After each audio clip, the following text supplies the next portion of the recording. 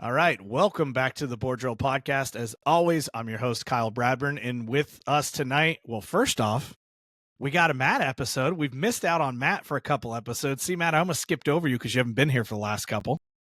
I'm back, baby. Matt is back. So here with Matt, we have a special guest tonight, Coach Connor Floden. He's the offensive coordinator, offensive line coach at William Penn University. Coach, welcome to the Board Drill Podcast. Thank you.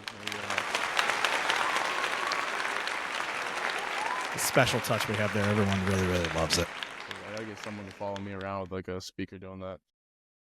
You know, I'm going to do one of these things where I tell a quick story as we lead into a podcast that people hate. I work with a lot of country clubs and private clubs now in like my personal job.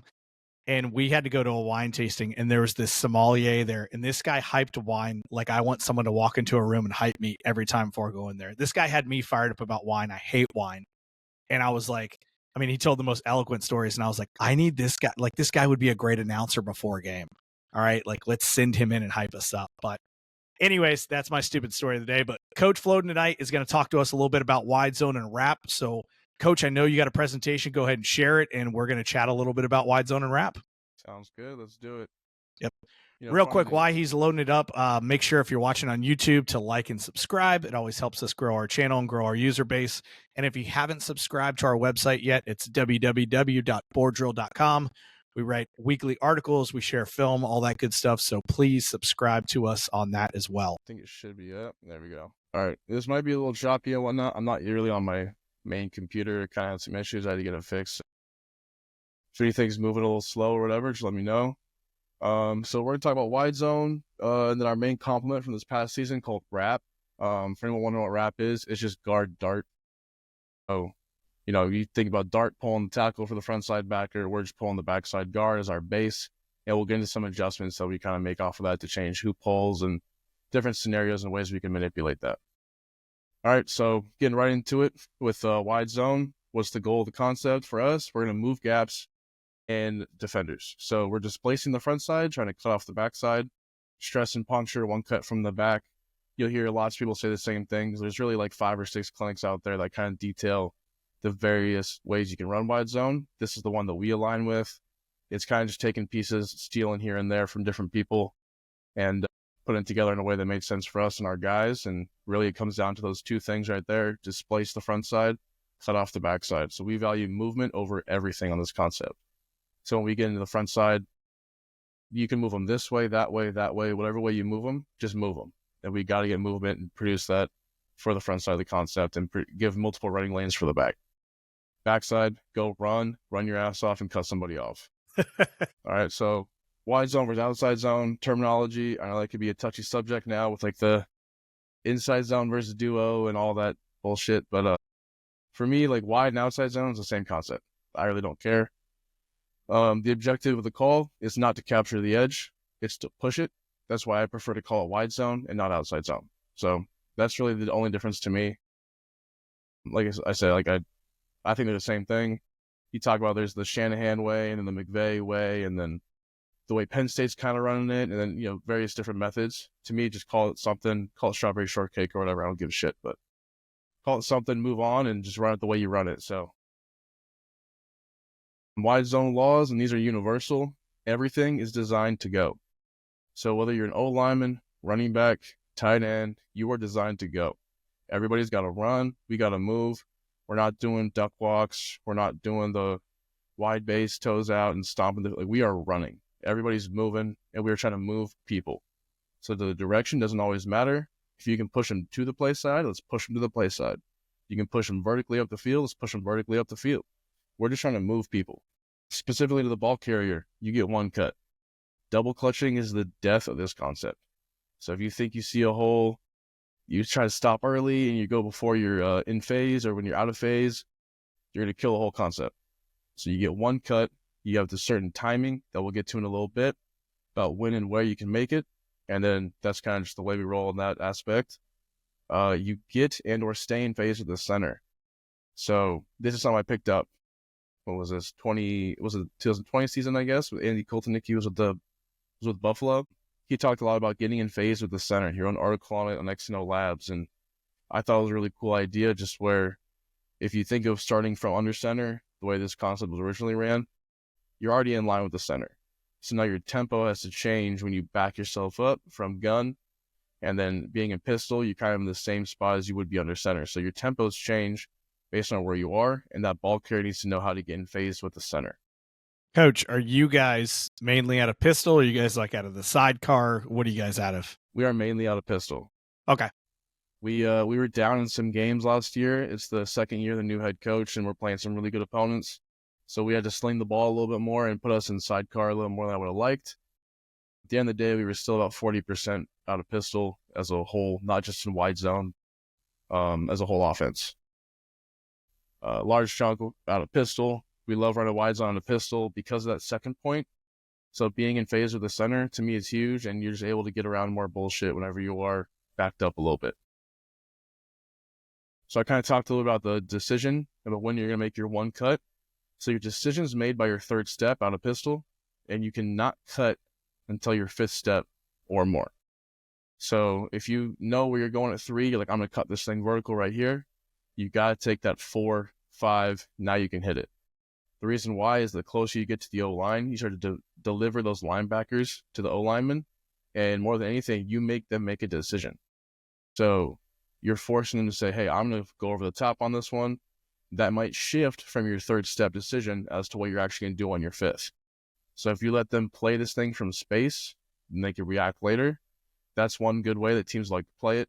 Now, we like to counter that by running our ass off with the O-line, going up and getting you.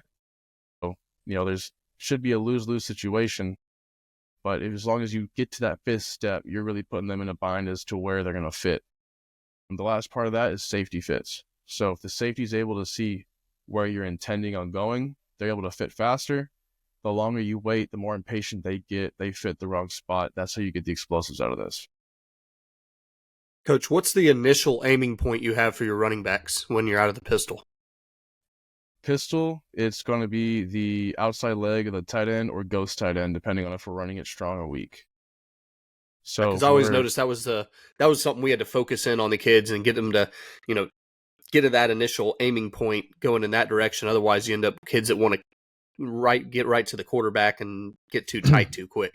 Yeah, for sure. We saw that a lot too. Whenever I first got here, is just, especially out of the pistol, guys were hugging it tight and then bouncing it wide. And you may as well run it from sidecar at that point. You defeat the purpose of going from pistol. Like you lose all your depth and all that advantage that you have of going from pistol or under center. So once I got, especially our premier back, I guess, whatever you want to call him, our number one guy, he was really bad at that at first. And once he started to get it down, he was a force to be reckoned with. So like last 3 games of the season, I think he went for like a 150, 200, 250 or something. Like he went on a tear once he started getting good at it. But that's a hard habit to break because they want the ball and they need to trust their quarterback to get the ball to them.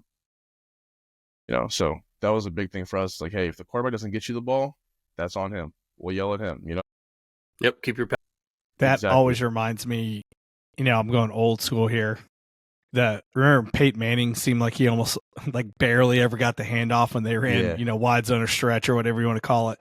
Right. I mean, I remember those clips like Peyton Manning's like falling down to get, those guys the ball. So that's right. Always what I think about when I think about wide zone. And we're not quite that wide. I mean, there's people who categorize it as different things, whatever, but that was probably like a tackle +4 aiming point or something that they were going with, because that play was meant to go get around the edge and sweep you. So we just don't trust. If the quarterback does not get you the ball, that's his fault. So you'll have some fumbles early in camp where it's like, your quarterback is being lazy with it. He thinks the running back's going to come to him. It's like, no, dude, go get him the football. And then you're like, don't worry about your naked. Like, naked after you get him the football. Get him the fucking ball. Sorry, am I allowed to swear, by the way? Yes, you are. Yeah, you're good. I'm already a few deep. I hope I didn't break any rules. No, we just check a box on YouTube. It's no big deal. Okay. Hope I don't ruin any monetization or something for you guys. All right, cool. Okay. Monetization, what's that? Yeah. I got you. I'm trying to do it in my career too. Where am I at? Here we go. So the wide zone laws for the blocking unit. We teach a 3-step read. By your third step, you got to know what you're going to do. If you're going to keep reaching this kid or you're going to go torque and throw him out the club. All right. We are always driving through our aiming point. So I don't like using the head whenever I talk about aiming points. Number one, it's just safety of the game type stuff, and people at different levels don't like to use certain things or different spots, whatever. More importantly is you get your helmet across, and you get the kids doing this where they're stretching their head all the way across. Like, coach, I got my helmet across. It's like, well, yeah, but you're on your ass. So I use the backside shoulder through V of neck as the base aiming point for the blocking unit. And we're going to drive our backside shoulder before we're on the ball to the right, my left shoulder through the V of that guy's neck. And depending on how we hit and where we're at contact on our third step, that's going to determine whether or not we continue to reach them, roll it vertical, or throw them out the club. And then never lose away from your help. If you know you've got a called combo with the guy backside of you, or you know you have support coming that way, you cannot lose to the front side. So you cannot lose to the front side, because if you lose backside, you got a buddy there to help you out. Yeah. If you lose away from the help, you're out on an island, running back's got to dance and break his rules, and now we're all a bag of dicks. So we got to keep rolling, never lose away from your help. Base rule for us, and that's going to come to our techniques in a little bit here. So our identification system, we try to boil it down to two things. We got a count system and a gap system. So for our zone plays, which might piss some people off, we call duo tight zone. Oh no. But so our zone plays, technically, it's all the same ID system, which is the count system. So the center is going to ID the point. It's going to be the first play side defender. And he's going to count out each defender from there. Don't have to do that verbally. If you're the guard, the play side, you got the +1 defender. If you're the tackle, you got the +2. Backside guard, -1, so on. So each player is going to relate to their count. It's not necessarily their guy. If I'm the backside tackle and I'm relating to a 4i that's inside, I overreach him and he's falling off or he's stunting away from me, I don't necessarily need to hit the brakes. I can go hit somebody else who's coming my way. Yeah. So, Coach, picture. What's up? On the count system, head up, nose on the center. Are you counting that play side? I count that as a 0. So the center's got the 0 or the point. I don't have a picture of it, but I think I got a clip of it later. But we'll go. Let me bounce back to that in just a second, actually. Okay. So it'll make sense in a couple seconds here. So we got a 2i right here. We're running wide zone to the right. Center is going to ID as 2i as the point because he's the first defender play side. Center relates to the point. Guard relates to the +1, +2, -1, -2. If we had a tight end, he'd be +3, and he'd actually make a call to tell the tackle that he does not need to worry about a +3. Because if we get this exact picture right here, we've got point, 1, 2. If this guy rolls down to about 5 yards, becomes a threat to the play, the tackle is going to make a zoom call. There's a +3 guy. Who's got him? No one. So we're going to zoom it.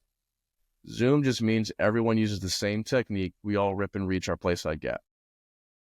We don't want to worry about, if you think about drawing on the board, you sometimes see the 2i and these two. Now, if they push it, there's a common term. They'll push it through this guy up to the backer. It just gets a little bit weird. So we just zoom it. Everybody runs their play side gap. 3-step read, pick up your aim point, and then roll through people. So if this guy's back like he is here, we'll leave it on. We'll end up getting a combo here, a combo here, and then money or a solo block right here. I call it money just because if you want to earn any kind of money in this game, you got to be able to win one-on-one. So good point. One money right here, and then blocker, and for us to be a rich right here. So we do right and left combos instead of your typical single, double, triple, ABC, ace, deuce, tray, whatever. Getting more into that, our front side guys, center and onward, is using a match technique. And I think I have a slide on this in a sec, but I'll just get into it here. They're using a match technique, which means that their aim point shifts from backside shoulder to V of neck to backside shoulder to backside shoulder. So all they're doing is going to square this dude up, and by their third step, they are attacking, and they're just make that same decision whether they're reaching or torquing. So we see, there we go, got it right here. So front side's match technique, 2-year count, a 3-step read, reach or torque, backside is running to cut off on their count.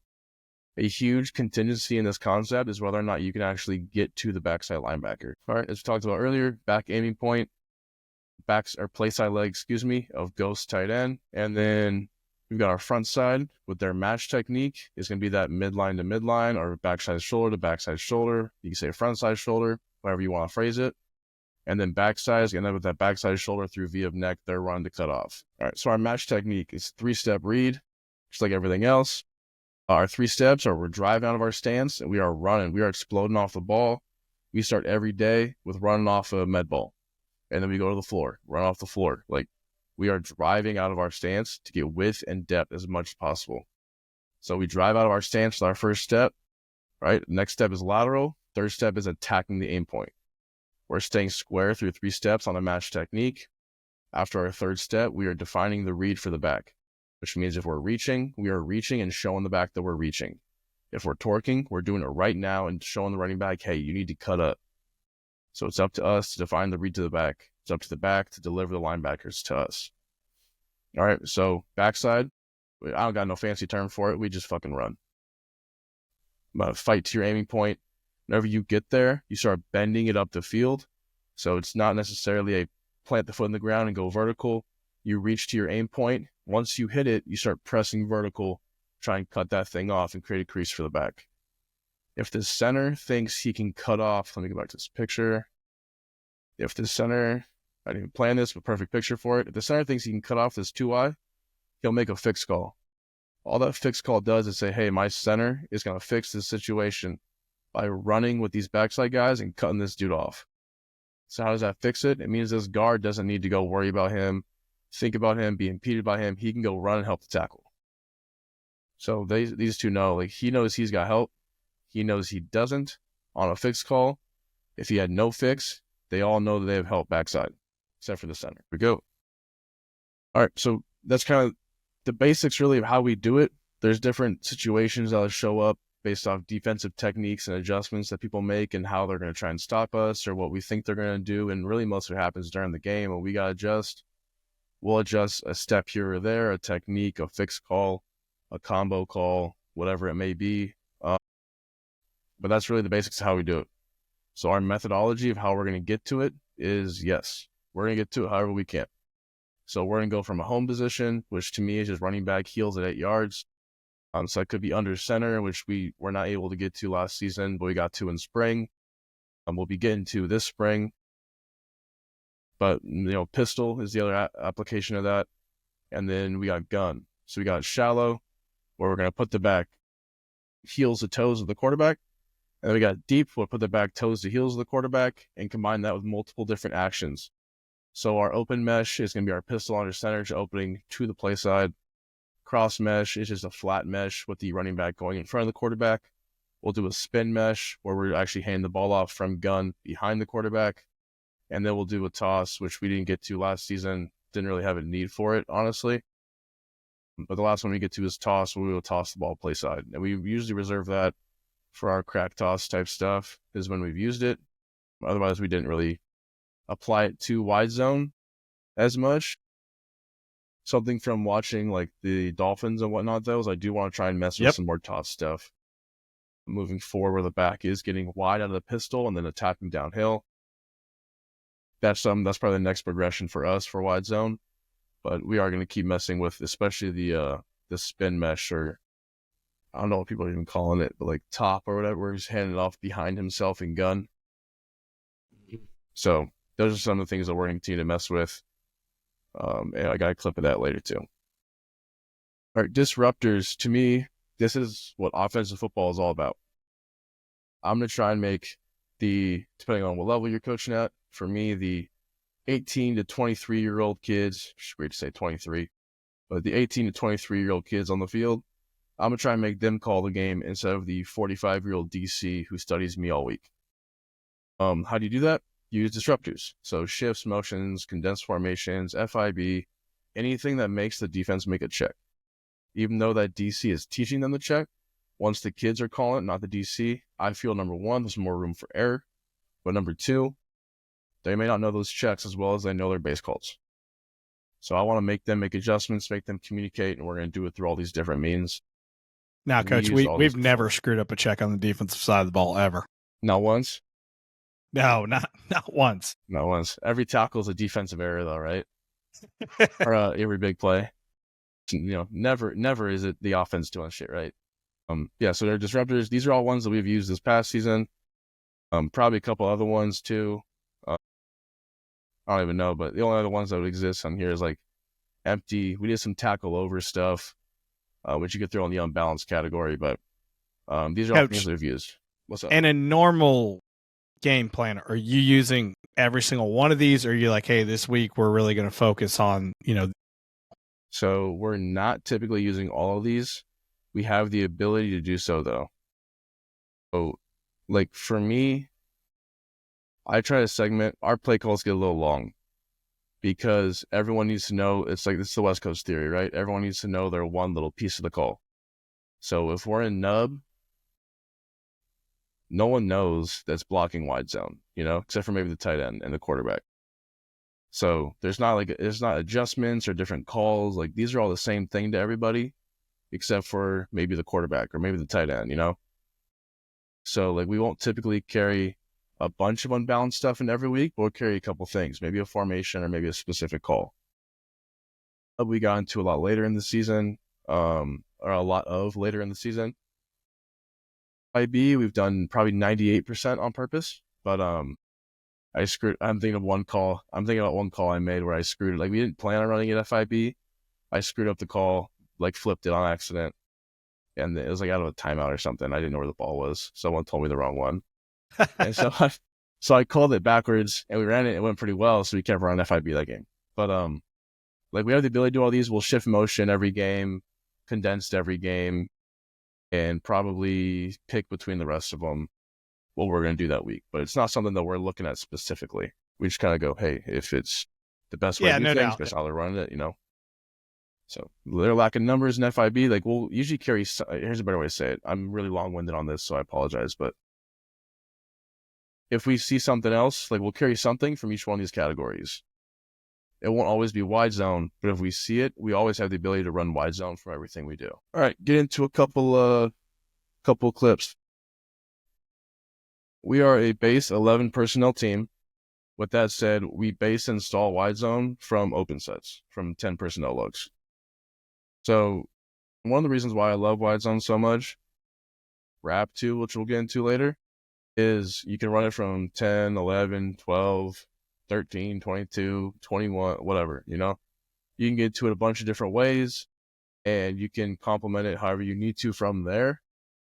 But formationally, you're open to anything, and you can run it from any set. So our base way of running it going to be this 3x1 open. Our RPO game, we kill the RPOs to the front side. So like right here, we're going wide zone to the left. Everyone to the left is blocking. Our RPOs to the backside are alive. So if we've got open receivers to the field, we call it a field screen. It's just a bubble. If we've got open receivers and we're running it to the field, so the open receivers are to the boundary, they'll run a boundary screen, which is just a now screen. If we've got a single, he'll run a gift, and I think we got some pictures of that later on. So here's us running it to the boundary. We're able to get number 10, one of our better receivers, up on a block up there. Sorry, I should spin a little slow. You're good. But you'll see the front side. They're just running out of their stance. Our right tackle here, he ends up getting a wide technique right here. He goes, all right, I'm going to just kick you out the club. Keeps moving to the sideline, ends up pushing some space for us to go take advantage of. Our center, and this is where I was kind of saying, look, with our count system, that nose is the 0. The center is relating to him. He overruns him. We got the left guard behind him, just running to cut him off. Go climb. Go hit somebody. And that's really what springs this play. So otherwise, you see our receiver down there, number 10. He's trying to get up to that safety. RPOs to the backside are active. We can throw the bubble out there if we need to. As far as the mesh is concerned, this is just our base cross-face mesh. From gun, I know it's become a little more popular. Some people are forcing the back downhill a little bit and then letting the aiming point kind of tighten up. We keep a flat mesh because we do lots of front side RPOs like glances and whatnot. So if this safety were over here a little bit more, kind of a more standard alignment, we'll front side glance instead of back side glance just because I think it's more of an advantageous situation based on who's going to fit the run from the alignment of the back and also who's really a factor in the play. That's also why we favor the flat mesh. We wouldn't do it off an unblocked D end, but we do it off different means. Matt, we're firing the nose here. He's fired. The play side guard coach does an excellent job. Maybe kind of talk about teaching them patience of staying flat, and letting that linebacker come to him. Yeah, so he's executed his 3-step read pretty perfectly. It's funny you say that because I'd actually probably like him to get vertical on his 3rd step. So 1, 2, 3. Right here, if that guy's getting kicked out, he knows he has nothing to do with that D end. He can go start climbing up to that backer. He does probably on his 4th or 5th step. But I'm saying, he can go bring that fight to him, go smack that kid in the face. Okay. Yeah, and so you're having him kind of keep an eye on that defensive end and the offensive tackle outside of him, kind of reading that, deciding when to go. For sure. He's got 3 situations on his 3rd step. One is this one where the guy's pushed away. He has no effect. There's no way he can touch him. He can't go get a hit on that guy. He's going to go climb right now. Second one, that guy's head up, or it's muddy. It's gray. You have no idea. We're going to go knock him out the club and then climb. The third one is that guy is just playing into the gap. We're going to go take that thing over and execute that 3-step read on the defender ourselves while a tackle climbs. So that's nothing revolutionary. It's just same thing people do on inside zone, on wide zone. We kind of just accelerate it with driving out of our stance or running off the ball. You'll see our quarterback kind of fake the pull right here. We have a separate call, and the only time it really applies is when we're in open sets on whether or not we can read the backside guy. So if we want to just run wide zone strong, we'll end up letting the quarterback not read the backside, but we can still run wide zone strong and read the backside throughout the game. If we tell them hey, the pull is there, you're green lit to go. That's first drive, unless we call it a certain way, he's not allowed to pull it off the backside guy. All right, getting 2 out of condensed. So here we're using condensed and a motion. Run a wide zone weak.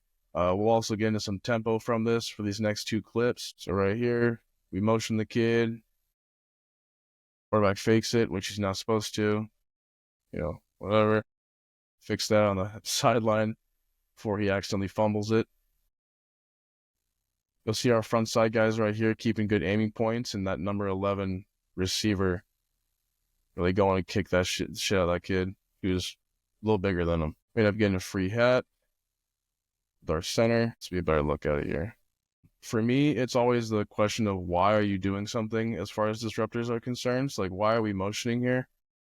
We're trying to get the shift or rotation out of them, and we ended up stopping motioning because they weren't moving very much. So this was a team that had never played a football game. It was our first game since they created the program. We had no idea what was going to happen.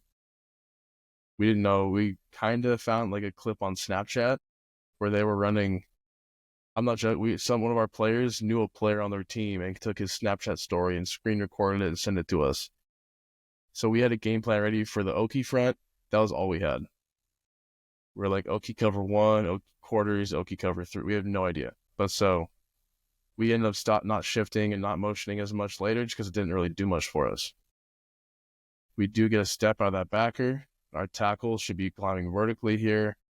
Gets to about a step late, and we're able to get up on that guy. Create some movement on a much smaller target. It's a great job by the front side there. Absolutely. And I was even going to compliment our right guard is good here for about 5 steps. And he gets a little tired, I think. You'll see he out of his stance. Maybe not the greatest first step, but he needs to keep fighting, and get vertical on that thing. Wouldn't really do much on the play, just make it look a little cleaner. When I'm talking about displacement of ourselves, if we look at the left tackle right here, this is a poor example of it. You'll see his foot not really go anywhere, and more importantly, his center of mass. I'm looking right above his ass. So right where the shirt meets the belt. You don't really see it drive anywhere out of his stance. Now, if you look at the left guard, you'll see he's going somewhere. So he drives, and there's displacement there. So he's moving himself towards his target. That's what we're looking for in everything that we do. If you're just pivoting your foot like our left tackle is, you're doing yourself a disservice. Coach, are you constantly working out of the 2-point stance? Yes, we are. To me, a properly built 2-point stance is the same as a properly built 3-point stance. So we had a game this past year where the guy's like, we go 3-point stance on this one? I'm like, sure, I don't give a shit. Like, it was like a 4th and 1 or something. I'm like, yeah, go for it, whatever. But to me, like, your hinge is the most important thing. So the angle of your hips, knees, and ankles should be relatively similar, if not the same, from a 3-point to a 2-point. The only one you could argue would change is the angle of your hip. And to me, you just ultimately get back to your 2-point after a step or set. Again, pissing people off with that one probably, but room to debate. We like a little controversy. Yeah, gotta love it. I'd like to see our right tackle here get vertical sooner. He's going 1. Again, with his first step, he's not going anywhere. He's not moving anywhere. And this is our first game of the season, so we kind of ironed this stuff out later on. But 2, 3, there's no way he's affecting that block. He should go get vertical here and climb to 31. Instead, we operate with DFYB principle, don't fuck your buddy. He definitely fucks him over here. He screws him over big time. So we get that one, crease it for a good little bit. We go tempo, run the same play again. Again, we're running. So we overrun a couple guys and it lets them lag behind and we're off to the races for a little bit here. Got drawn up there. So here, 73, our right guard does a much better job. Doesn't, whether he got screwed over by his right tackle or you got a little tired, doesn't matter. He's running off the ball here. He is getting to that aim point. He is turning it vertical best he can. So that's the block really right there that's going to make this thing go. Yeah. Every DC in America drops their head when a zero nose gets overtaken by a backside guard. Man, I'm celebrating. I'm happy on the sideline right now. Yeah, you're thrilled. I'm over here. I'm not even coaching this team. I'm disappointed. Yeah. I'm showing this clip a lot, but at the end of the day, bunch of freshmen, bunch of young dudes who are going to be really good ball players one day. So this is their first year as a program. So 91 kind of gets tossed there by a guard, and our back ended up being a 1,000-yard rusher. Tough situation for them. All right, get into some more disruptors. Going from the pistol on this one, or an emotion again. This is against a team that had a little bit more film on and stuff to go off of. So we thought we were going to get an advantage by motioning our receiver over. They were a big cover 1 team, so you're going to see that guy run over the top with them. And to us, we're just subtracting hats. Right? So we're running the ball weak here. Big bear front team. How you kill this play is essentially what happens. We just make a better play on the interior. But that D end, if he's able to stump that tackle in his place right there, it's dead. There ain't almost no way that we're going to make a play out of this thing. Because if the running back follows his rules and the tackle gets stumped, nobody's going anywhere. Because that D end should make a play if he bounces it. Otherwise, there's no movement and no flow on the inside for him to cut up between. So we'll see the running back here. We're messing around a little bit with the stance split that you'll see some of the other programs do whenever they run wide zone. We just step to it at the running back spot. You'll see him go step 1, 2, 3, 4, 5. He's making his cut. He's able to go crease him for a little bit here. Really, our tackle, big number 65. He should be moving that guy. He makes his decision a little early, and he's not driving as good as he should be. See, his first step's a little better, but he kind of hops into it. Go run, man. Go run and kick his ass. Yeah, I mean, I guess what's true for the offense on this, right? You're trying to displace guys, like you said, and, like anything defensively, if one guy gets displaced really bad, it definitely screws with the flow, especially if it's front side. Sure. And you'll see, like right here, 63, our left guard, he makes a poor choice. He has the reach on this guy almost, and he decides to go, it's like right there, he can go get that reach. I'm a firm believer he should be able to go get that reach. He's a good enough athlete. We recruit him for a reason. Go get that reach. He predetermined, just like a quarterback will predetermine an RPO or running back will predetermine a cut. He predetermines his kick out right here, essentially. Tries to throw him, and that D tackle is resisting his push so much, he's not able to even make a play on the ball. So it's, different ways to get it done. This one is far from clean, but especially when you're on the ball weak, this type of shit happens. So when you go strong, you get a little more cleaner pictures on the perimeter to actually go take the edge, which we'll obviously see a couple in a little bit. But against a team like this, run heavy bear fronts, 7 techniques or 9 techniques, however you want to call it. Probably start another argument there, but You're getting the 5-3-0. We decided to run the ball weak here, and our call is to get this guy C to D. He's going to go take the man coverage defender on him, and we're essentially running with this guy unblocked. Not essentially, literally running with that guy unblocked. We actually got into I think we have some clips of Dart against these guys where we're pulling the tackle, and we knew these guys, they were bear cover 1. These guys have to be surf quarterback players in any sort of read game. And we were pulling the tackle and not letting the quarterback read him. He's like, can I read that guy? We're like, hell no. You are giving this football. Here's some unbalanced stuff from sidecar. Hit him with a couple of these for some big gains. This is our last game of the year where our running back went over 1,000. I had no idea. He needed like a $180 to go over 1,000. And I was just running the ball because I love to run the ball. And he ended up getting like 215 or something. But here you'll see like just the momentum and the displacement of gaps. See these guys run and misfit. Looking at the second and third level of the defense. Like 5, he's trying to go fit his gap. He kind of puts our guy on his ass a little bit. He's still not able to make a play just because he's running out of line from the running back. Number 2 is able to fall, or 24 that is able to fall back in, but he's not playing downhill like he wants to at safety. So lots of guys, they want him playing downhill to the box and they're run fitting. We're making you run sideways. You're not making contact till about 8 to 12 yards. Yeah, backside guard here really makes the play. And he doesn't do much, but he just gets enough piece of that backside backer to make him overrun it. Right, for sure. And that's kind of the beauty of it too. Like having our guys be on the same page, but doing their own thing, if that makes sense. Up front, like we're running and moving people. We don't care where. Running back's job, go make us right. So it's like, where is it? That backer's in position until he gets shoved past it, man. That's a tough one. It's like, where's this ball hit? Yes. We've had this thing hit frontside D gap. We've had this thing hit backside C gap. It goes all over the front and does lots of different paths and ways to get there. But at the end of the day, it's going to work out so long as you have the right guys and right rules and systems in place to make it go. And you'll see this is a really good ball player at the DN spot to the boundary here. They're putting him wide. It's week 10. They know we run wide zone. So they're widening him out. They're like, go stump that dude. We got a second team all conference tackle. He's able to get some movement, albeit not even that much. But he's able to stretch that guy a little bit to where our running back can finish his read, make his cut, and go. To elaborate a little more on the running back, I coached running backs previously in my last spot at Davenport. Big 1-2 go. So he's got 1, and his first read here is going to be on the widest man line of scrimmage. His second read is the next block opposite where that guy gets blocked.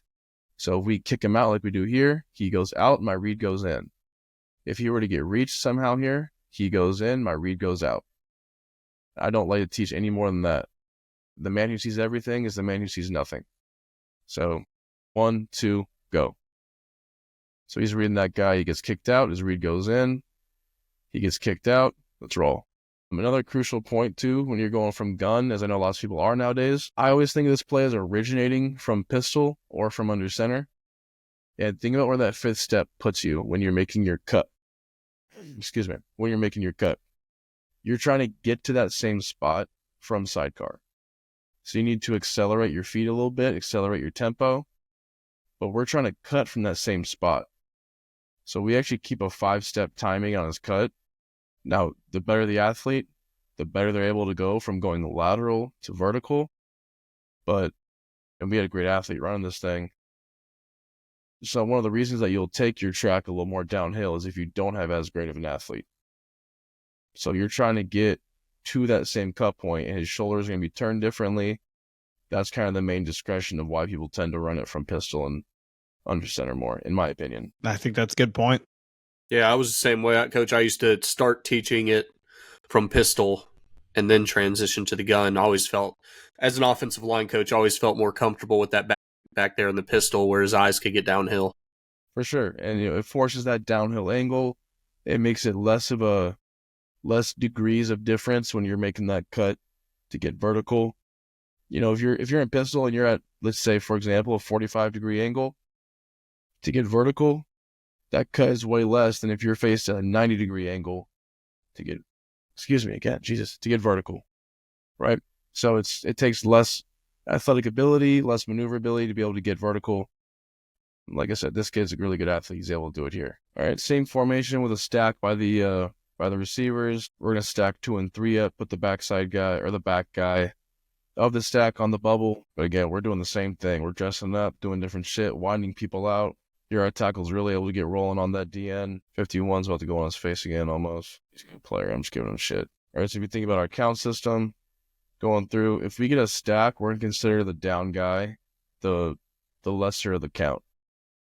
So if this guy, he's a little bit outside, splitting hairs, whatever, he's the point, he's the +1. At the end of the day, it's these two guys working. We don't work backside on stuff. I'm trying to think the best way to say that. We don't. So if we get a backside shade, he's ignoring him. The guard is. Yeah. That's the problem for the center. Mm-hmm. So we're going to work this combo, this rich right here between 9 and 5. What's the reality of you having an impact on this block? Not very much. Get your eyes out there. Third step, get vertical. We have a golden rule in our room. Movement away, I go vertical. That could be literally us going vertical in the run game. It could be our eyes going vertical in the pass game. But you get movement away from you, you got to get your eyes vertical. And depending on what we're doing, maybe redirect your body vertical. It's like 51. He played a lot more towards the end of the year. His eyes are on that 2-eye technique. I'm not a big fan of that. Ends up working out pretty fine for us here, but we don't need your help on that. We recruit guys that are able to go get that reach. We're not playing very many 350-pounders. We're trying to get those dudes that are 290 to 300 that can go run. You'll see our second team all-conference center here. He gets to his aim point. He's perfect. He just shuts it down too early. Don't shut it down. Don't try and wait in his way. Right when you get there, go press the vertical now. Run him up the field. Coach, it could just be the clips that you're using, which is, by chance, but I've noticed quite a bit of them, right? Into the boundary, a lot of times too, the away from the unbalanced side or to the nub side. I know this is technically not the nub side, right? But you guys are kind of unbalanced here. Is that kind of something you guys like to do because you're isolating, right? You're making a defensive back now tackle into the boundary. Is there any reason for that? Or is this just pure chance because of the clips you picked? It's a little bit of both, actually. So to begin the year, and this is kind of what I was going to get into with our wrap stuff. To begin the year, we were going to be a wide zone weak team. On top of that, I'm a huge fan of 3x1 as opposed to 2x2. Any base formation that makes the defense check or change something, big fan. So as a base 3x1 guy, wide zone weak team, you're naturally going to wind up running it more to the boundary. As the season progressed, we ended up running it a lot more strong. That brought wrap into the equation as our base complement. But this was, again, our last game of the year. We kind of went back to running it weak just because against these guys, it played out a lot better. We were able to have this fast kid not run the play down from the backside. Let's go put a hat on him. And like you said, too, making a DB have to go make tackles. Also, furthermore, this kid right here, that's their free safety. So we're running at the free safety with the corner as the support player. Lots of good things going on right here. I think here we go. Now we got some strong here. So as we mentioned it, going away from it to the field now. Depending on the front that you get and what kind of defense they're going to play, especially with their nickel, that's going to dictate a lot about what we're going to do to the front side. So a team's going to naturally play a lot of, let's say, mini or something, where they're going to put their nickel outside, safety over the new number 3. Mike's going to either be in the box or detached based on where the 3 is. We'll run strong a lot into that because now we're running at the Mike either way. Yeah. The nickel's going to be way outside, and we ran into a team that did not want their nickel to make tackles. Well, let's go make the nickel make tackles. So just be bullies on that. Like here, another big cover 1 team. They're going to give us this soft edge right here. We're not going to bang our heads into a brick wall saying, hey, we're a wide zone weak team. Let's just go take this perimeter right here real easy. For tackle, get his head out of his ass, make it a little easier. But a little windy on the camera. But so just looking at this picture, it's like, I don't know, which way would you rather run wide zone in this case? Yeah, no, I don't love the alignment, Coach. I'm looking at it and I'm like, this is dicey. It is dicey. I love dicey though. Live in that world. No, I mean for the defense, you're aligning almost a gap short. Yeah, no, I'm agreeing with you 100%. Yeah. But it's when you are able to run wide zone weak and strong, Yeah. they almost I get can't that. win because, you know, which way do you want to rotate? Which way do you want to shift your front? How do you want to account for it? And then all the different shit that we do in the pass game is this whole other issue. Yeah, and I think the key is there's been a lot of odd teams here, and I'm actually typically an even guy that runs, we dabble in odd, but it depends a lot with what you're doing with your nose too, right? Are you lagging him, which a lot of teams do? Well, boy, if you lag your nose here right now A gap's open, B gap's open. And so you start to look at it and you're like, all right, if our nose lags here, we're in trouble. And then with you guys run a wide zone, if he lags and the guard overtakes him, I mean, we're screwed, right? Now there's too many gaps and not enough guys. So this is a great example of that. I think another component to what you're talking about is when you got all those open gaps. Sure, a defense can technically have people in those gaps. Who are those people?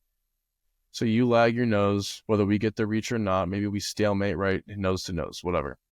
Now we've got our second team all conference center running up on a 215 on a linebacker. Yeah. So it's the matchups in that too, which I grew a lot throughout the season. It was my first year calling it, but I grew a lot throughout the year, just going, okay, like who is blocking who's running the route against who, and really manipulating those situations and matchups a lot better. He does. I knew he was going to get overtaken. I didn't even see it from the side. I knew he was getting overtaken here, though. I'll try and spin this into where I get some credit here. 73 works with great depth here. So a huge part of getting any cutoff and the hardest part of playing center is working with depth. So we back our guys off the ball as far as we can go. I'm like, make the ref warn me. Like, make him come tell me they're too far off the ball. And then we'll scoot up a few inches. But, like, make them come tell me you're off the ball too far because you give yourself all this space that 73 has to go get around people. So when he's able to go do that, it really makes things a lot easier on the front side. Like, you'll see we're much better with our track here. Quarterback gets a little lazy, almost doesn't get the ball to him. I think he kind of flips it a little bit, too. Kind of tosses that thing in there. Regardless, you see us running, like, that's the main emphasis here. Like, we are running, we are rolling people up. People who want to try and talk like wide zone is a softer play, I wholeheartedly disagree. We are running through people, doing everything we can to force the issue on defenses. All right, here's this nub. Running it strong again. This is that same cover one team that we talked about earlier. If they're going to travel DBs, go corners over, I'm cool. Like, let's go get our guys matched up in situations that they can win. If we got to cut a defender, cut one loose anywhere, we'll just cut the backside loose and we'll roll. So here we're checking the play. Sorry, it's going a little slow. Are you guys primarily a check with me kind of team? No. I try to manipulate the operation as much as possible. So our base method is just no huddle. We'll signal the play in, we'll line up, quarterback will communicate to the O-line, we'll run it, and we'll huddle. So I'll huddle them up. I can hold the clock, I can kill the clock, I can do whatever I need to from there. But whenever I signal that play in, we call it and we roll. And then we'll check with me where we're gonna tempo to the line, or we're gonna just line up in a regular tempo that we would and not have a play. So we'll have a certain section of the call sheet every week that's devoted to different formations in which we'll line up in, and I'll have plays already predetermined from those set formations. So I can call the formation like, hey, we're going to get into trips right. We're going to get the trips right and not run a play. Yeah. So they'll line up, no snap. When we got a tempo word, we'll start yelling tempo, tempo, tempo. They'll line up in that same formation we're in, no play. For me, it's about manipulating more than just the play call. It's like, I guess it kind of comes down to like how you believe in tempo. So to me, like the best form of tempo, in my opinion, is not consistency. It's diversity. Like there's snap to snap tempo, where it's how fast can I snap the ball after the last snap. There's snap to alignment tempo, how fast can I line up after we snap the previous one. And there's alignment to snap tempo. How fast can I line up and then snap the ball? So that's how I tend to think of the tempos and, the check with me's and the huddle procedure and all that different stuff. So you see our tight end, he ends up getting up. I am so sorry, man. This shit's going so slow. No, it's all good. So we got a 7 technique, 9 technique, call it what you want to call it. He's supposed to be keeping that leverage outside, right? Forcing everything back in. He's got a man defender over the top. Because we are running off the ball when we're rolling, this guy's going to give up his outside leverage. Poor choice on his end. But we're able to roll and get off the edge. So we actually reach an outside technique, overreach an outside technique with our tackle. Running back's able to get outside, plant, get vertical. It's like nightmare fuel. By the way, just a piece of advice. This is my background. Tell your guy, quit zooming out so aggressively. Dude. End zone guy. If you knew don't the battles, zoom ever. You set it pre-snap and you just pan left and right. if you knew the battles we had with filming, oh god, yeah. Well, I actually think so. Every game for our conference, we have one guy from each team in each end zone. Our guy did a pretty good job most of the time. Not saying he was perfect because he wasn't, but usually it was like opponents. You get the film back, and you're like, oh my god. Oh yeah, I get what you're saying. Yeah. So it's, neither angle here is great, but all right. Then we will shift, trade, motion, all that different shit to this stuff. Here we were doing against, I believe it's the same team, but just shifting over 2 players, trying to get them to, nope, different team. Trying to get them to think a little bit. So here we shift, there we go. And we end up getting a corner running across, or maybe that's the nickel, I think. The nickel running across, safety inverting, and the safety flipping. So just, like I said, make the 18 to 22-year-olds call the game instead of the DC. We end up getting a kick out by our tight end. The safety wants to roll down, get in the fit. Corner wants to roll down, get in the fit. That's a all-conference tight end on a corner, or inverted safety, whatever it may be. But I'll take that matchup all day. We displace them. Plenty of space for us to go run. Now we're rolling. This is a part of our gauntlet. We had 3 cover 1 teams in a row. I don't know, cover 1 right here, but that was a fun ordeal. Great if you can run it, but yeah. And that's, honestly, part of what I love about wide zone. Like, you're able to cut one defender loose and run strong. I mean, you're evening out numbers right there, so they got to find a way to adjust. Last piece that we did, we combined it with motion. So here we're unbalanced, motioning strong, overloading the front side. You'll see the corner start to run with. He starts to realize, crap, not supposed to be over there. He backs it out. And now we're running with a numbers advantage to the front side. So they try to stunt on us. I was about to say they're twisting there, aren't they? Yeah, they stunt that D end. Who's one of their better players too. Take him right out of the play. This is a big reason why we say relate to your count and not you have that guy. So if you think of it in theory, we're pointing it out. Point, 1, 2. Our tackle should really be all the way out here, But this guy crosses his face, movement away. I go vertical. He could turn around and be like, well, coach, my guy went backside. No, keep running. We're elephants on parade. We're going to roll. Moving away, I go vertical. He ends up picking the guy coming over the top. Whole lot of space. All right. Oh, here's the last one. So now we got the spinner, the top, whatever you want to call it, motion or mesh from the back. What we found is this really forced the ball a lot wider as we almost trip it running back. This really forced the ball a lot wider for us. So against a team like this, that we were able to go get the edge. They're going to line inside or they're going to give us a defender to go reach. We would get into this a little bit to throw off some self-scout stuff, make them think that we're running any variation of wrap or something same side.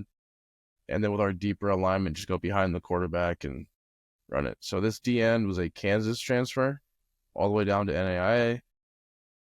He was a menace. I think he was a first-team all-conference, honorable mention All-American, almost all everything. But big, strong dude. We end up getting 2 on him, and he gets rolled off the ball. We forced the ball a little wider with the spinner action, and now we're rolling down the edge. Yeah, this one, the team I can think of that ran a lot of that spinner this year is Green Bay.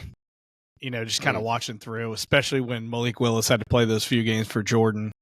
Love, they ran a bunch of the spinner stuff. Yeah, I mean, there's definitely give and take to it. So like right here would not be, it's not the way I would draw it. If we were to run it out of this, we end up trading here, but is if you're getting a wider technique, potentially isn't going to get as much stretch. Your cutback lanes are definitely a little harder to get to. But if a team's going to play you with like a head-up technique on your tight end, or any situation in which you're likely going to be getting the edge, I think it's a really great thing to go to just to throw off self-scouts and help out with back alignment and teams that are going to key off that stuff. All right. So that's really our wide zone stuff. Different ways that we ran it, different ways that we got to it, different ways that we would use our techniques and different things of that nature. Like I said earlier, we kind of started the season going, hey, we're going to be a big wide zone weak team. As the season progressed, we kind of got into more wide zone strong.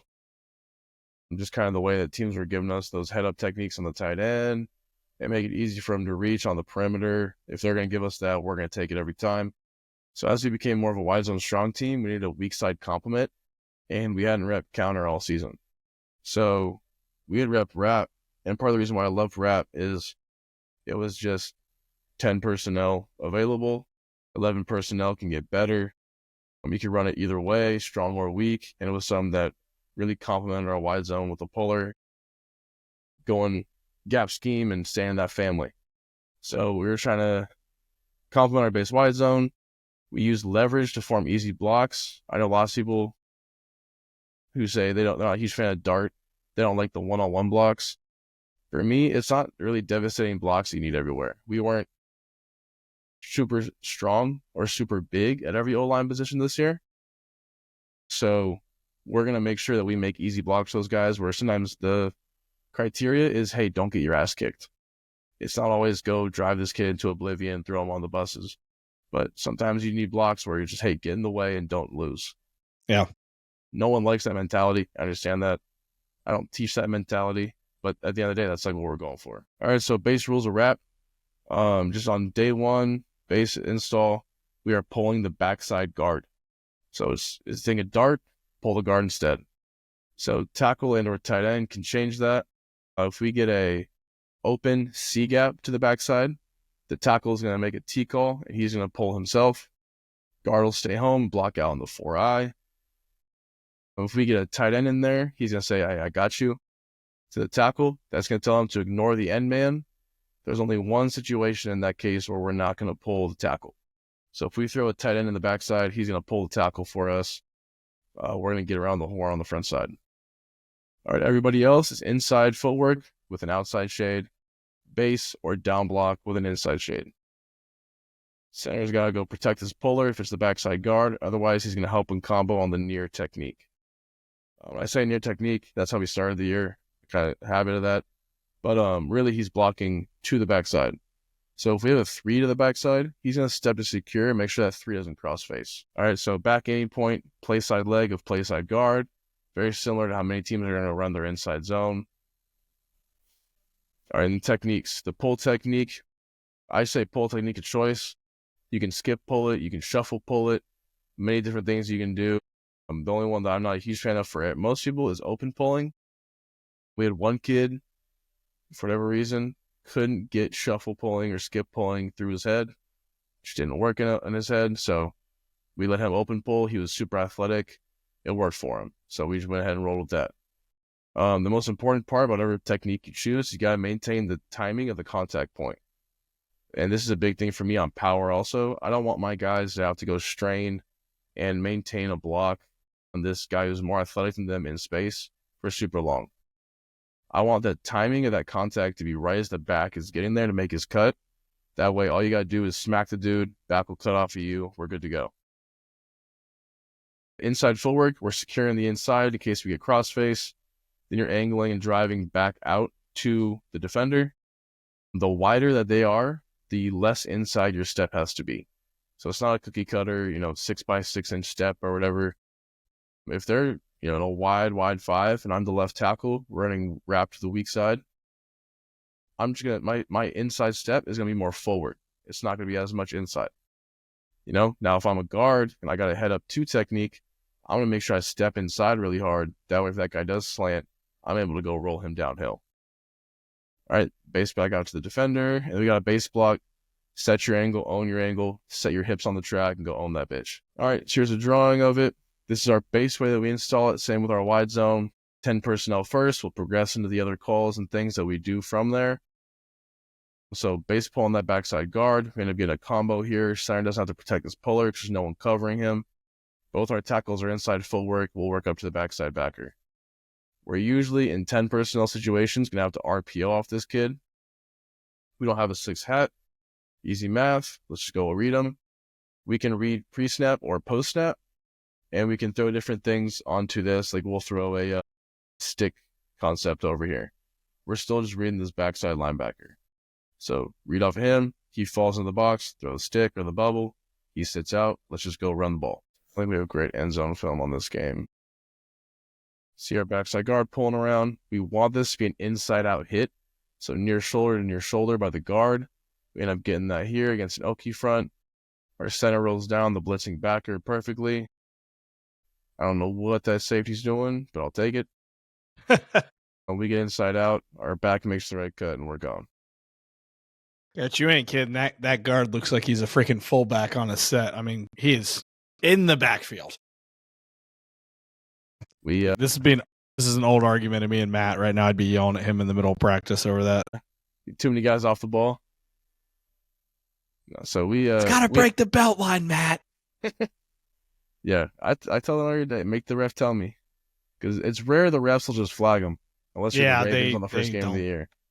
They usually come over and they'll figure out who the play caller is or whatever, and just like, hey man, you got to get your guys on the ball. I'm like, all right, fine. Does it happen often? Probably a third of our games, so 3 or 4 games. So yeah, I emphasize like, make them enforce the rule. Like that's their job, right? Yeah. Kind of like you're telling like a spill DN. Like if you're trying to kick him out, like make him spill you. Yeah. Same thing with the refs. Like make them enforce the rules, or we're gonna break it. Like we're gonna get as far off his ball as we can. Great film angle here. I just tilt my head. We're good. So our back footwork here, it's really just inside zone footwork. It's funny though, if you ask our kids like inside zone, no idea what you're talking about. No idea. We don't run inside zone. So whenever we have to like scout and run inside zone for the defense, I tell them to use wrap footwork, and then they're running tight zone.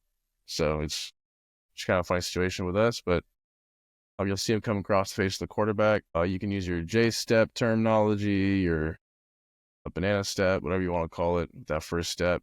But we're trying to set this track downhill, coming across the face of the quarterback. We haven't gotten into it much, but we'd love to incorporate in the future some cross-face RPOs where we're reading this safety over here, just because of the way it manipulates the run fits or whatnot. Yeah. No, it does. I know every time we had a guy that read, same side or cross side, like you're talking about, we had to talk about those guys all week. Hey, you can't be a super fast fitter. You got to kind of play the game, right? And that's something normally our nickel does or our free safety does, but then for some other guys to have to do it, sometimes they're not as comfortable doing it.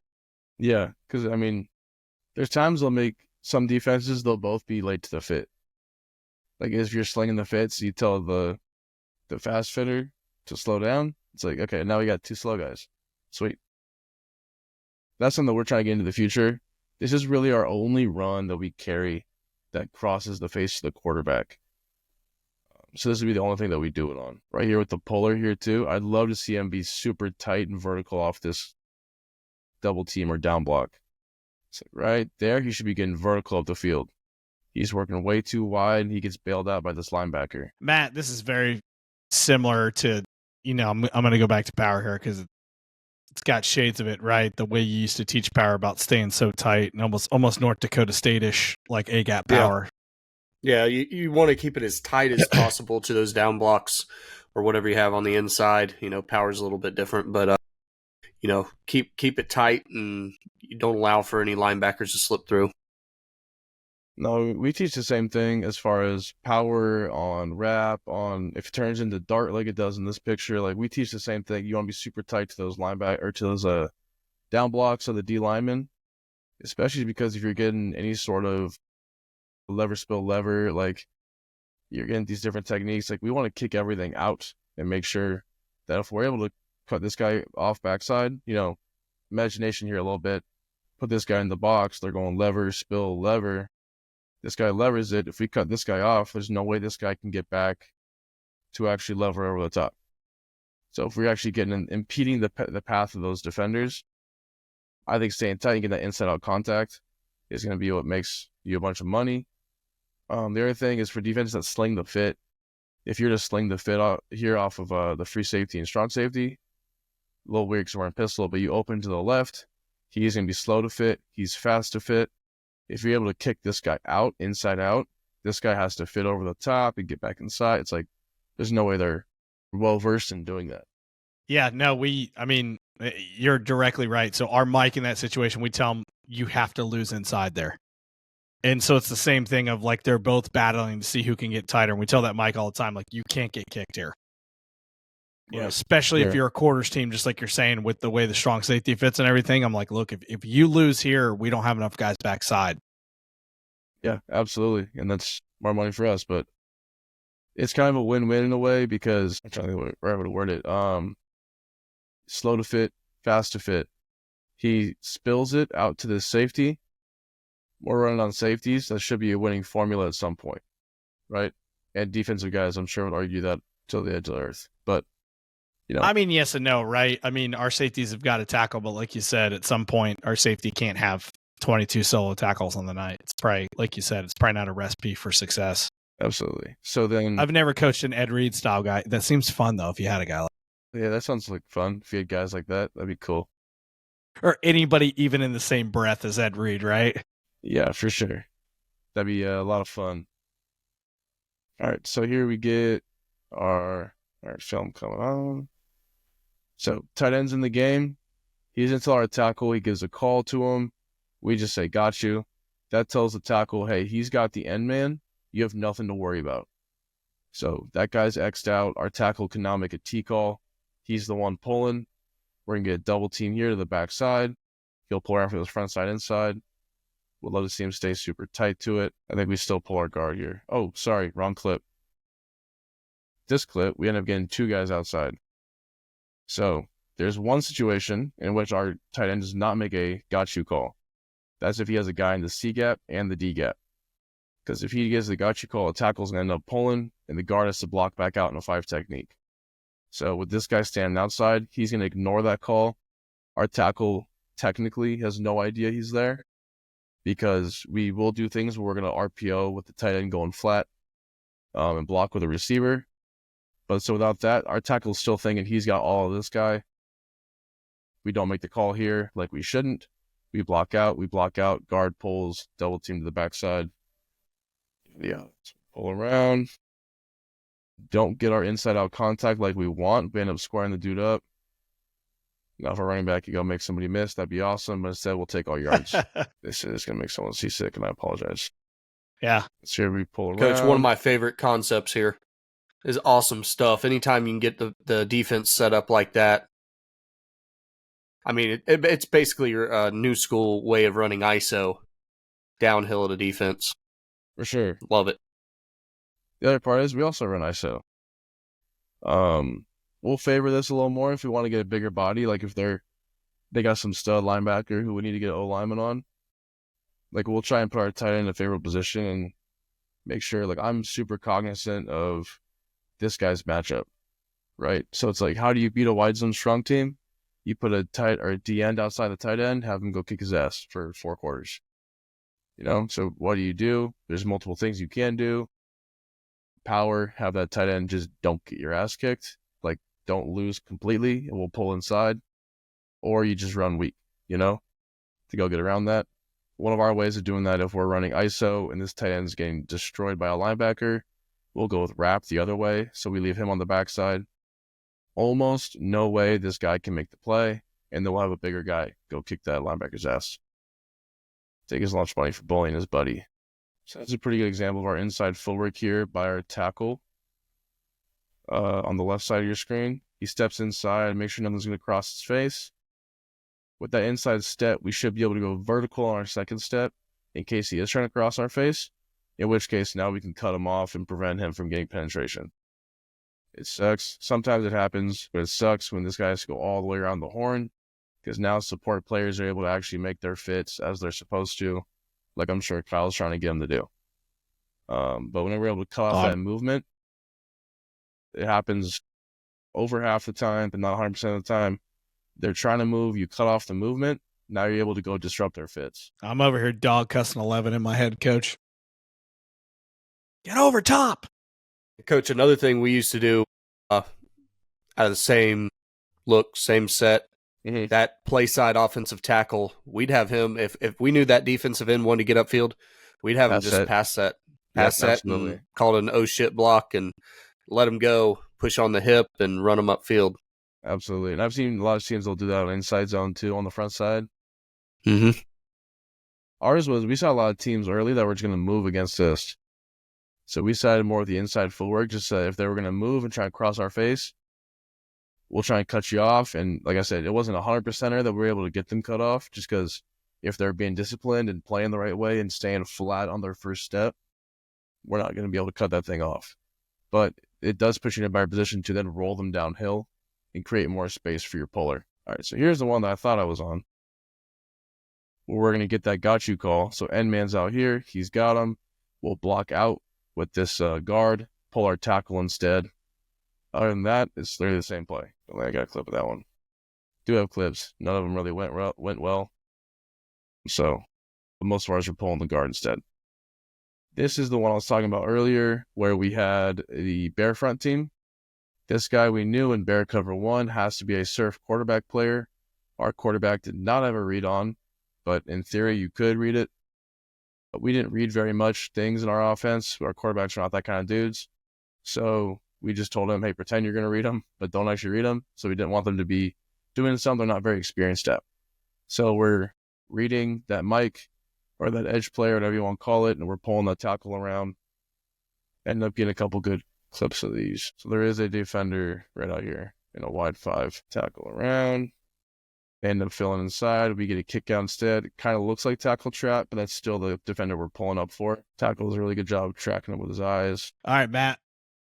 It's a fun game. Now, how do we account for this in bear and get an extra guy? I'll tell you the weird thing we did.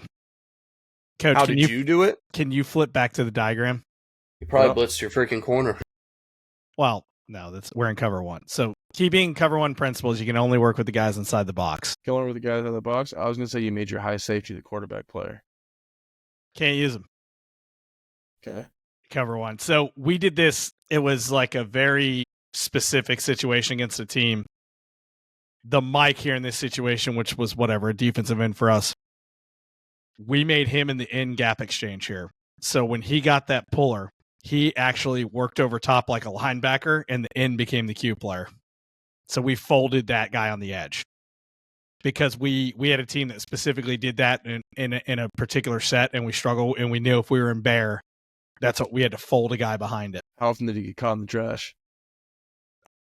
Plenty, Coach. But I mean, like I said, it was a very game plan specific thing. This wasn't, again, not super perfect or anything, but it allowed us to get another player over there, and it worked to screw up some of the stuff, No, I'm sure like it made your Will's job a little bit easier too. Yep. If they see him coming in the full and they double team to him instead, now your Will's free.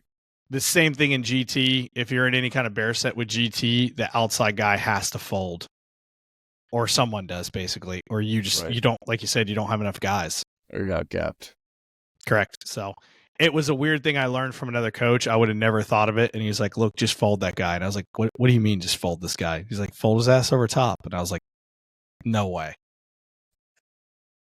That's cool. I mean, that would work out for these guys a lot better, just especially with them having a linebacker being that guy on the edge. Like, yeah. And it's, again, Coach, it's not a perfect solution, but it is a solution to try to get another hat over there. For sure. Nothing's ever perfect. No, absolutely. Especially playing 7-man spacing or 8-man spacing stuff. Bingo. Unless you go 0 and 9-man spacing. Yeah, that's unless if you want to leave your safety high, you have to do that. Right. Yeah. A really good one, I think, coming up here. No one's on that one.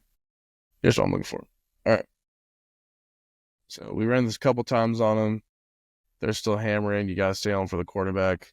Our quarterback gives a little jab step to that D end, and ain't nobody home. But here's the guy we're pulling for. He's the man defender on the tight end that they're adding into the box. Corner's over with the nub set. There's nobody else outside. He's got a real easy block at tight end. Like I said, with power, like Just do not get demolished by that kid. You can almost lose, but just don't get absolutely shit stomped. Tighten him in. He ends up washing him down. I say all this crap about our tight end because he's a good kid, but he's a first team all conference guy too. Like, we are able to use him a lot of ways.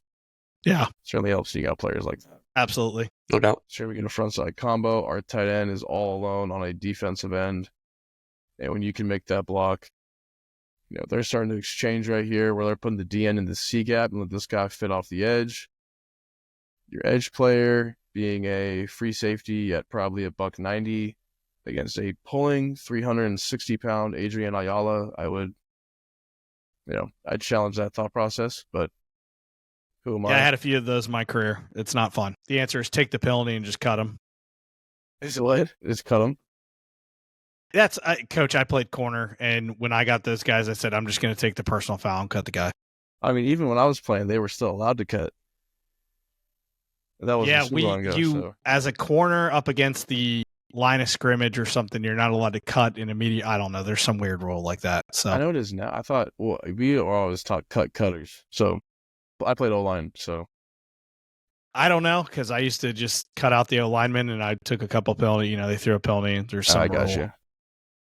We got cut a couple times on pulling this year. Actually, on rap, we got cut a couple times against Peru State and no flags. So I couldn't tell you what the rules are anymore. Sometimes I think if it's like an immediate movement, it's okay. But if it's not immediate off the line of scrimmage, it's illegal. Or at least that's how I understood it the last time I was coaching.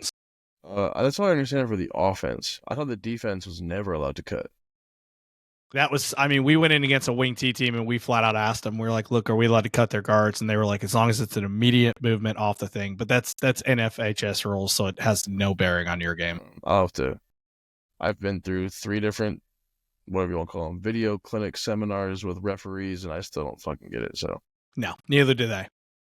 All right, so the last way that we got it, we're at a little bit of empty. Still got our RPOs on to both sides. Sorry, I didn't mention that earlier. We talked a little bit about wide zone. We kill the RPOs to the front side. A wrap, we activate them to both sides. So we got double called stick concepts here. Our quarterback can really read off the most dangerous defender. We get a funky look from this defense. The end's playing over 3. Don't ask me, but regardless, we tell the quarterback, find the most dangerous 6th defender. Go read him for the RPO. Otherwise, he's toting the rock in the tackles. So I'm talking like number 9 right there. That's their DN. Right? And then their safety's at like 20 yards. But we end up pulling around our guard. He fits tight, gets inside out leverage, and our quarterback's able to go get us a good first down. Call this thing on 3rd and 5 from our own 20. Bold strategy, Cotton. I was just like, because I am a lunatic. 2 down right here. I love it. Yeah, this is fun to do breakdown it's for. Like it's like super ghost 9s. Yeah, I guess. I don't even know how you tag that. I ended up just putting, so we tag our odd friends. We just type the techniques. It's like 4I, 0, 4I, 5, 0, 4, or whatever. I just tagged it that way. Just typed in 4I, 4I. Right here, we could really, in this case, if we want to get specific, if we want to call this an open C gap, this would be an example of when we could pull our tackle out of 10 personnel. So we'd back block now. We'd step to secure and climb. We go to secure and climb, block down. We'd wrap around. We try to get inside out on this, but, odds of that happening with a tilted 4I, not sure. Matt, didn't you do this and fold both tackles one time? Yeah, we did. Yeah, we had a team that was lined up really wide and based out of a 3-4. And we kicked the guards out and wrapped both tackles. The old double fold inside zone? Double fold, yeah. Yep. Legendary. Did that in high school one time. I was playing tackle for some God forbidden reason. I'm 6'1", so that was ill advised, but I don't know why I was playing tackle, but I was playing tackle. Yeah, so our guard's gonna stay tight right here. This kid had a career game this day, number 63. He struggled staying tight with his pulls all season. And then like week 8, he just came out and was like, okay, I'm gonna do it the right way, and just started killing it. Awesome. Right here, he's got a weird situation where he's just a one-man fold essentially. He pulls around, gets inside out. Kid runs away from him. Yeah, we pounded the rock against these kids. We were predicted to lose this game. It's supposed to be a tight one, but everyone thought we were gonna lose, and they're like, you're gonna have to throw it. We're gonna have to air it out a little bit. Our quarterback, let Sterling go rip it around the yard. And I was like, I got different plans, man. Like, I think they put a free safety in the box. Have a corner sport player. I think we can run the ball against these kids. Now their free safety is from the greatest city in the world, Sacramento, California. But whatever. Here, I thought he was gonna say Jacksonville, Florida, Matt. I've never been.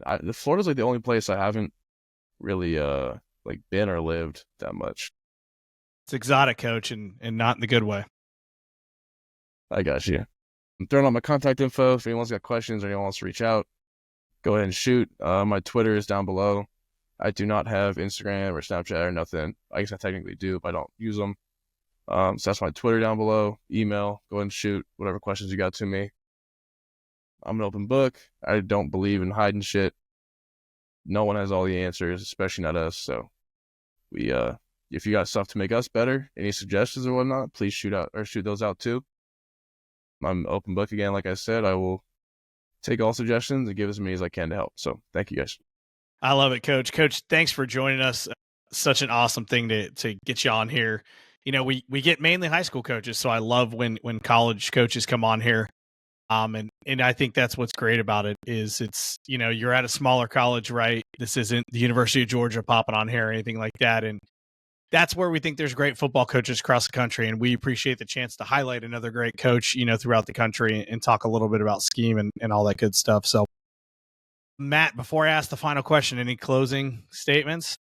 No, I just, to go back, just what's been in my head the whole time is just using the count scheme when you're running zone. It makes it so much easier on the offensive linemen, and it gives them, you can draw it up on the board. It works so well on a whiteboard that you can draw it up, have them draw up where the defense is and match it up. And to me, it's just a common sense way to teach zone. And really what made me go to the count system more than anything, I used it when I was in high school, didn't think too much of it, didn't use it in college, used more of a mic system. And at Davenport, we played against Michigan Tech, who, if you ever want to see some funky fronts, they have the craziest, I don't know how they call it or what they do, but they would line up with like a 4-eye, a shade, and a 2-eye. Or they'd line up with, and then backers would fit the B and C gaps, like just crazy shit like that. And our offensive line would walk up and we ID'd the front there when I was the running backs coach. And they'd be like, I don't know what to call this. Is it even? Is it odd? Is it whatever?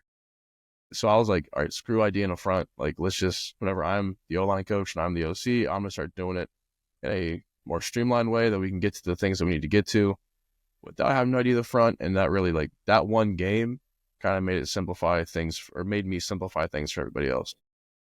Love it. All right, Coach, we finish every podcast with the same question, every coach that comes on. What is the most unique or special thing that your program does that no one else does? Or at least not many other people do. And it doesn't have to be an on-the-field thing. I would say off the field is going to be our midnight lifts. So in the off season, as a way to tell number one, as for a college, to keep your kids out the bars on a Friday night. And make sure no one get in trouble. Tucker them out a little bit. And then number two, to make sure we're all on the same page and we're all working hard. Everybody's sleeping or partying on a Friday night at 11:30. We'll start up our lift and start getting going on the field and the weight room and do some things to, like I said, tire them out, keep them out of bars, make sure everyone's on the same page and we're all working our ass off together. Whole team's there, whole staff's there, support staff there. Like, we're all there working together and making sure we're getting better. I love it, Coach. That was we've definitely never gotten that one before, so I really like it. So it's awesome. Absolutely. So for Kyle, for Matt, for Coach Floden, we appreciate you guys listening in. It was a bit of a long one, but it was a good one. So if you have any questions, again, reach out to Coach. If you don't want to reach out to Coach, reach out to us at theboardrillpodcast@gmail.com or DM us on Twitter, and we'll happy to get your coaches over to Coach. Get your questions over to Coach Floden. It's a late night, so appreciate you listening. Have a great night.